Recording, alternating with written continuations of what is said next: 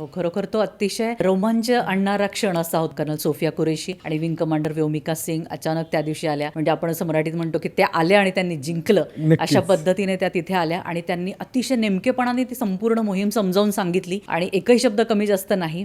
तसंच अतिशय सुंदर पद्धतीने पुरावे आपण सादर केले. पाकिस्तानला पुरावे तोंडावरती मारणं हे अतिशय महत्वाचं आहे. आणि दुसऱ्याही दिवशी त्या आल्या आणि त्या दिवशी त्या कॉम्बॅटमध्ये होत्या. हा अतिशय सकारात्मक असा चेहरा आहे आपल्या संरक्षण दलांचा.